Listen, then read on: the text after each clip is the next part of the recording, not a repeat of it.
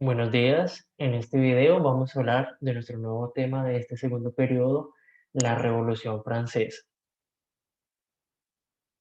Vamos a ver en este primer video una breve introducción y del cual se va a desprender una actividad muy sencilla sobre este proceso de la Revolución Francesa. ¿Qué es la Revolución Francesa? Es una de las grandes transformaciones que terminó con el llamado antiguo régimen, absolutismo de los reyes, y también un proceso que va a permitir el cierre del feudalismo.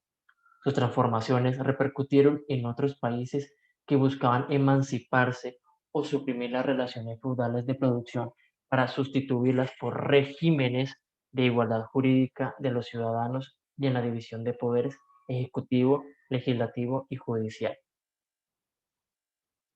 Las causas son variadas: económicas, por una parte, una crisis financiera, por apoyo económico prestado a la independencia norteamericana y derrotar a su eterno enemigo, Inglaterra.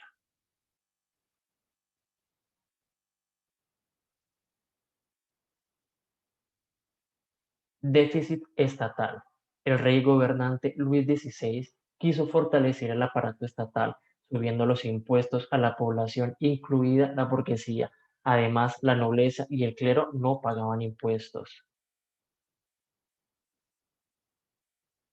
Eso va a hacer que la población empiece a sentirse menoscabada, a sentirse alejada y sentirse que no eran partícipes de un proceso adecuado en términos de legislatura y en términos del cuidado que debería fomentar la realeza para poder desarrollar todas estas crisis financieras y superar el hambre. Aparte, en estos procesos podemos encontrar que hubo un momento en que Europa fue azotada por diferentes pandemias y esas consecuencias se ven reflejadas en la carencia económica y en la carencia social que está afrontando en este momento Francia. Subida de precios debido a las malas cosechas de 1760, provocando la subida de los precios del pan. Cuando entramos en la crisis por el pan, vamos a darnos cuenta que va a surgir una frase célebre de la esposa de Luis XVI, María Antonieta, que va a decir: si no hay pan, coman pasteles, desconociendo así la forma en que se hacen los pasteles y que si no había cosechas, claramente no había de haber ni siquiera un pastel. Sociedad del antiguo régimen. Vamos a encontrar que estaba fragmentada en dos: privilegiados, que era una minoría, la nobleza y el clero, y los no privilegiados, la burguesía, personas pobres que tenían la posibilidad de formarse, artesanos, campesinos y grupos marginales. Todos ellos pagaban impuestos, diezmos y derechos feudales. Ideológica. Por una parte, en términos políticos, la monarquía absoluta era vista por los sectores progresistas como obsoleta y como fuente de abusos y poder. Ideas ilustradas pusieron de relieve esos problemas y los criticaron, promoviendo a través de sus obras el cambio de régimen absolutista por un régimen democrático. También un fuerte desarrollo a través de la independencia de Estados Unidos.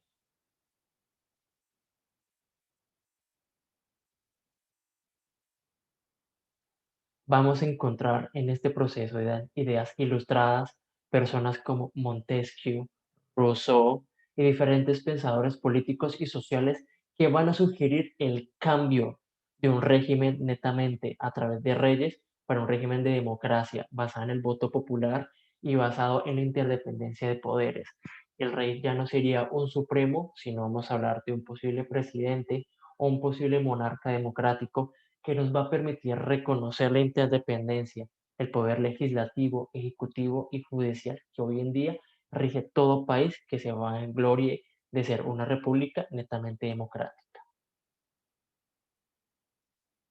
Etapas de la revolución. La revuelta de los privilegiados. Se opusieron al pago de los impuestos. Asesores de Luis XVI exigían a estos sectores dichos pagos sobre propiedad agraria. Exigieron la convocatoria a los estados generales, generando una asamblea de origen medieval. Incluía al estado llano o tercer estado, el cual se habría reunido por última vez en 1614, después del periodo de las cruzadas.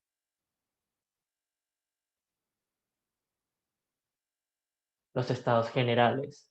Se reunieron el 5 de mayo de 1789 en Versalles con los representantes de los tres estados, aristocracia, clero y el estado llano o la burguesía, cuyo objetivo era resolver el déficit del estado francés, pero fue utilizada como plataforma de reivindicación del estado llano mediante el cuaderno de quejas.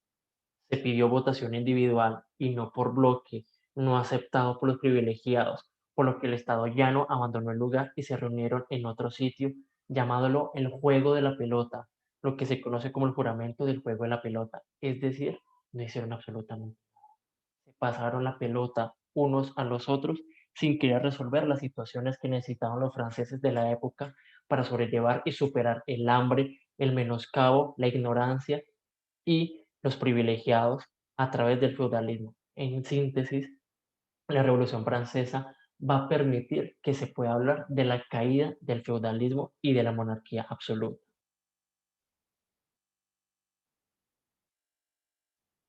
Curiosamente, hay que tener en cuenta que este fue un trabajo únicamente desarrollado por hombres. Vamos a ver más adelante en consecuencias de este proceso, como en la Declaración Universal de los Derechos del Hombre y del Ciudadano, que a los franceses, a los burgueses, se les olvidó incluir en un principio a las mujeres y a los niños. Asamblea Nacional Constituyente. El juramento del juego de la pelota.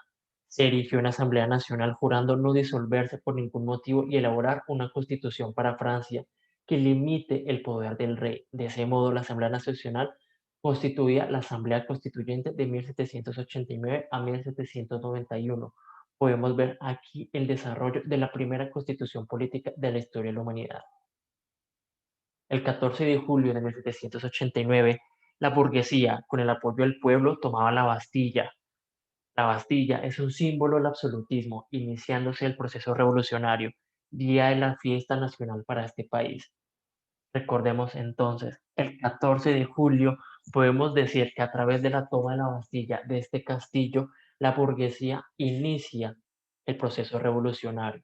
Así como en Colombia celebramos el 20 de julio de 1810 con el grito de independencia, en Francia celebran la independencia como una forma de la toma de la Bastilla, la toma de la Bastille a través del 14 de julio de 1789.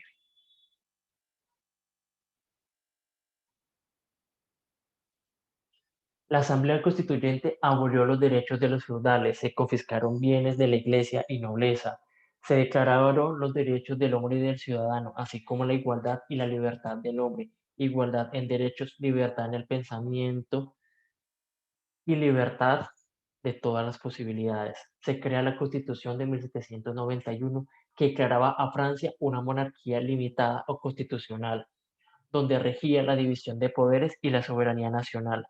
Grupo promotor de estas reformas fueron los girondinos, una ala moderada de la revolución, y los jacobinos, una ala radical de la revolución. Es decir, los girondinos eran más conciliadores y los jacobinos más sugerentes, más violentos. Se crea la Asamblea Legislativa 1791 a 1792. Se elaboraron leyes para Francia. Surgen grupos políticos, los jacobinos, los girondinos, los cordeleros y los montañeses. Estos apropiando todos los que eran los artesanos y los esclavos. Luego sustituida por Asamblea Legislativa, por una convención nacional, durante la cual gobiernan los jacobinos al mando de Robespierre, que estableció un periodo, una época de terror, donde se da muerte a los reyes, se acabó la monarquía y se estableció la República de Francia mediante el sufragio universal, es decir, a través del voto. Este proceso, llamado la época del terror, va a permitir y va a llevar a Luis XVI y María Antonieta sean decapitados en la plaza pública de Francia, ya que al ser condenados es un acto de reivindicación y un acto de cierre y de finalización del periodo de la monarquía. Al ver limitado su poder, el rey intentó huir. Tomado prisionero, las monarquías quisieron apoyarlo. Francia declaró la guerra y salvó la revolución. ¿Cómo podemos decir entonces que la Revolución Francesa se dio? A través de la toma de la Bastilla el 14 de julio y el decapitamiento de Luis XVI y María Antonieta.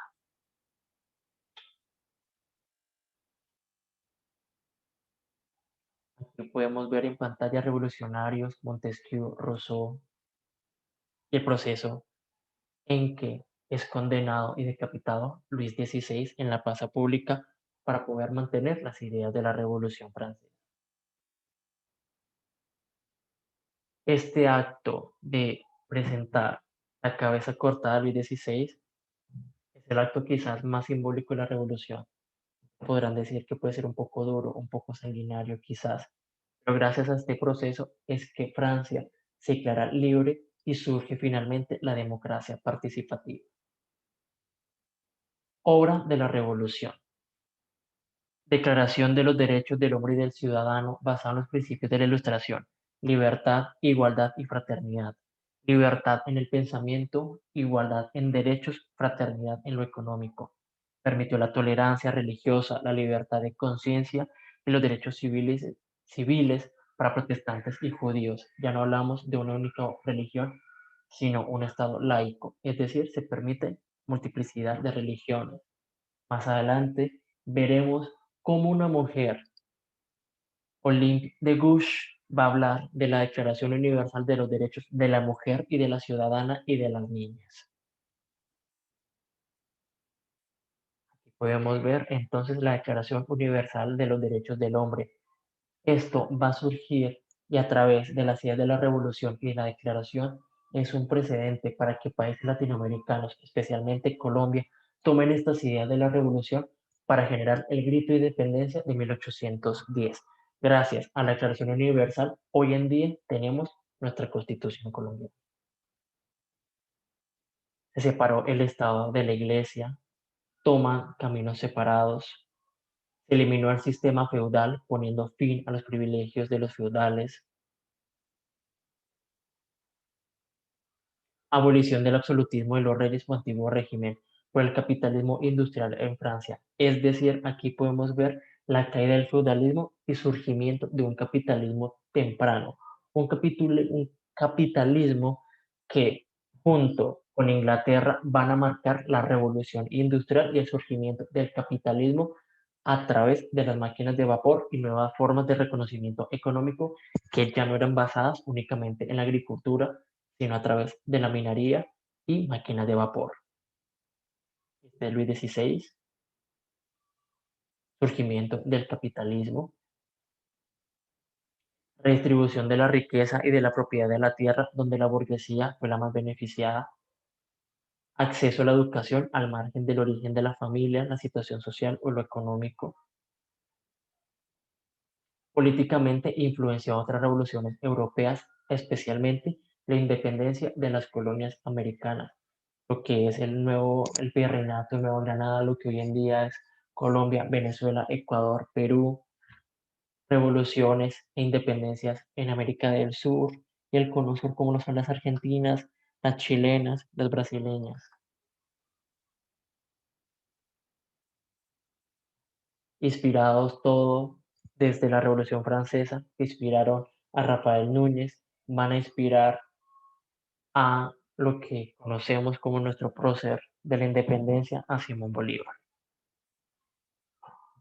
y Pancho Villa en México. Este es un breve panorama de lo que es la Revolución Francesa, un desarrollo de transformación social, político y económico. Después de esto, les dejaré también un video de apoyo sobre esta revolución y haremos una actividad para ustedes que están en casa, en el autocuidado, para poder generar nuestros aprendizajes de la Revolución Francesa. Muchas gracias por su atención.